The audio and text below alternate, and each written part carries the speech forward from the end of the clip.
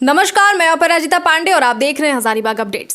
CA final का result हाल ही में 10 को आया है और गौरव हमारे साथ हैं जिन्होंने सीए क्रैक करा है। इनको तो आप लोग सभी जान ही रहे होंगे। आइए अब आज उनसे ये जानते हैं कि जो बच्चे, जो दर्शक हमारे सीए का प्रिपरेशन कर रहे हैं या फिर जो सीए के प्रिपरेशन के बारे में सोच रहे हैं या जो गार्जियन सीए के प्रिपरेशन कराना चाह रहे हैं बच्चों को, क्या प्रावधान है, क्या तरीका है करने का और क्या कुछ शेड्यूल मेंटेन करना होता है, गौरव से ही जानते हैं। तो गौरव, सबसे पहले आपको बहुत सारी बधाई हजारीबाग अपडेट्स और सारे दर्शकों की तरफ से। शुक्रिया।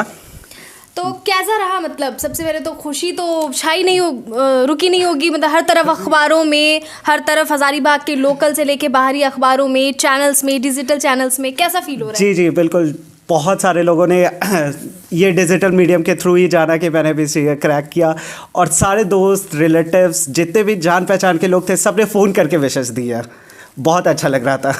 अच्छा, सबसे ज़्यादा सपोर्ट की बात हम लोग करते हैं तो जाहिर सी बात है कि गार्जियंस तो सपोर्ट करते हैं, लेकिन ये थोड़ा सा लंबा टर्म हो जाता है सीए क्रैक करना, है ना? क्योंकि कोई चाहे तो इंटरमीडिएट के बाद ही कर सकते हैं, लेकिन आपने ग्रेजुएशन करा, फिर इंटर्नशिप करा, है ना? उसी में सब कुछ आपने सीख लिया। तो किनका सबसे ज़्यादा मोटिवेशन के लिए, क्योंकि किसी भी तरह के कोई एग्जाम्स क्रैक करने होते हैं ना, मैट्रिकुलेशन, इंटरमीडिएट, इन चीज़ों को छोड़ करके, तो उसमें मोटिवेटेड रहना और पेशेंशियल रहना बहुत ज़रूरी होता है। बहुत ज़रूरी तो है ही, क्योंकि ये एक लंबा टाइम हो जाता है ना। जब आप एक्चुअली ये ऐसे स्टार्ट होता है कि जब आप 12th पे रहते हैं, उसके बाद ही आप डिसाइड करते हैं कि आप सीए करेंगे।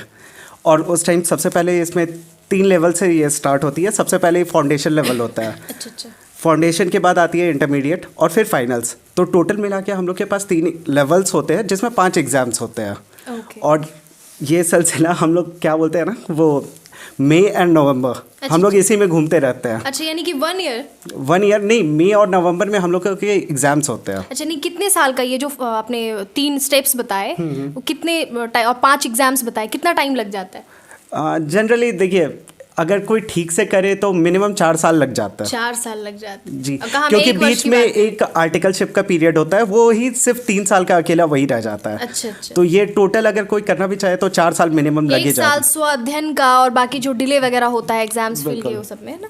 अच्छा, तो आपने डीएवी से इंटरमीडिएट किया और उसके बाद डीएवी से मैंने स्कूलिंग की है। अच्छा, स्कूलिंग की है आपने। जी।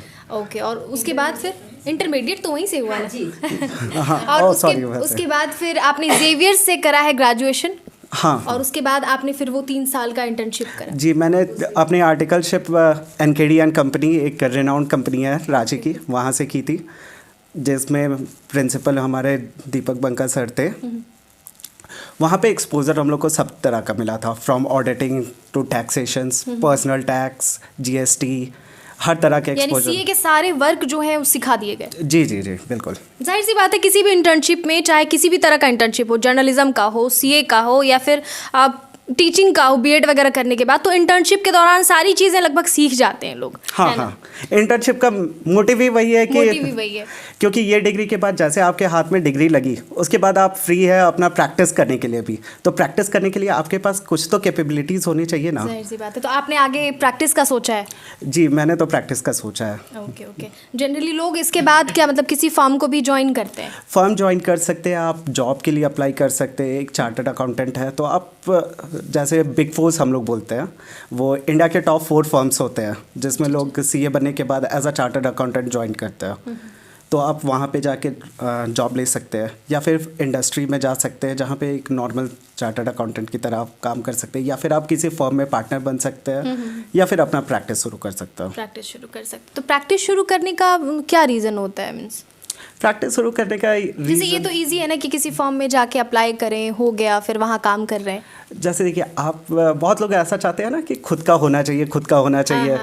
जब मेहनत कर ही रहे हैं तो खुद के लिए क्यों ना किया जाए। और जाहिर सी बहुत अच्छी बात है कि आप इतने पेशेंस है आप में और आपके घर वालों में कि आप फिर से प्रैक्टिस करेंगे और दोबारा से फिर अपना कुछ। जी, ऐसा है ना कि सीए पेशेंस सिखा देता है। हर चीज़ में पेशेंस रखना पड़ता है। सही बात है। अच्छा, अब थोड़ा सा डिटेल से हम लोगों को बताइए, जो दर्शक देख रहे हैं उनमें से कई लोग गार्जियन होंगे, है ना? कई स्टूडेंट्स होंगे जो सीए का प्रिपरेशन करना चाह रहे होंगे, गार्जियंस चाह रहे होंगे कि उनके बच्चे जो हैं सीए कम्पीट करें, है ना, क्रैक करें।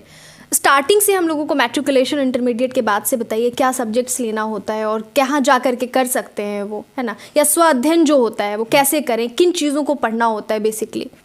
जी देखिए, अगर आप करना चाहें तो इसमें कोई हार्ड एंड फास्ट रूल नहीं है कि आपको ग्रेजुएशन करनी ही पड़ेगी। ग्रेजुएशन का इसमें कोई रोल नहीं है, बट लोग क्या करते हैं कि साथ में ये सीए कोर्स तो चलते ही रहेगा, पर उसके साथ साथ एक ग्रेजुएशन भी कर लेता है अच्छा। एक डिग्री के लिए। हाँ हाँ हाँ हाँ। उसके बाद क्या है कि जैसे जब आप फर्स्ट लेवल पे हो, सीए फाउंडेशन लेवल जो होता है, वहीं से आपको पूरा तरह से डिटरमिन्ड होना पड़ता है कि हम इस फील्ड में अगर घुसे हैं, सीए लाइन में घुसे हैं, तो हमें पूरे कंप्लीट करनी ही है। और उसी टाइम से आपको वो परसिवियरेंस जो होता है ना, एंड हार्ड वर्क, आपको कभी भी अपना पेशेंस खोना नहीं है स्टार्टिंग से लास्ट तक।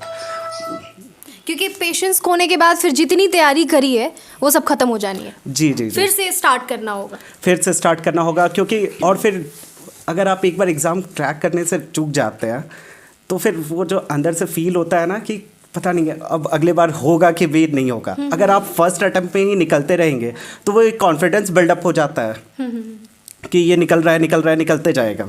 सही बात है।